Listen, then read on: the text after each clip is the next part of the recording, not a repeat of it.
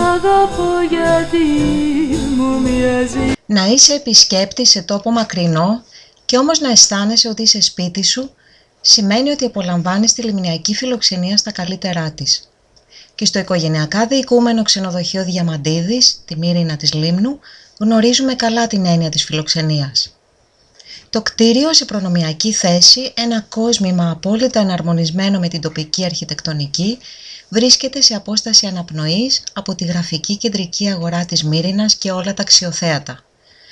Το ξενοδοχείο είναι ανοιχτό όλο το χρόνο και διαθέτει 52 ευρύχωρα, άρτια εξοπλισμένα και καλέσθητα δωμάτια, μερικά με υπέροχη θέα στο ενετικό κάστρο.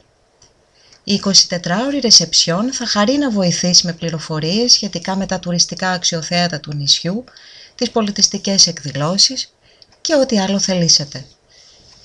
Οι επισκέπτες, αφού απολαύσουν ένα πλούσιο πρωινό στην καφετέρια και στην βεράντα του ξενοδοχείου, απολαμβάνοντας την πανοραμική θέα στο κάστρο, μπορούν να επισκεφθούν τα σημαντικότερα αρχαιολογικά αξιοθέατα, τα οποία βρίσκονται σε κοντινή απόσταση με τα πόδια. Μαγευτικές παραλίες της Λίμνου, όπως τα δημοφιλέστατα ριχά νερά ή το πλατή, περιμένουν τον ταξιδιώτη να κολυμπήσει τα καταγάλανα νερά του βορειοανατολικού Αιγαίου.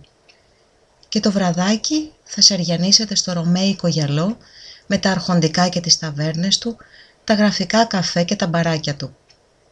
Ξενοδοχείο Διαμαντίδη στη Μύρινα και χαρείτε διακοπές με αέρα οικογενειακής θαλπορής.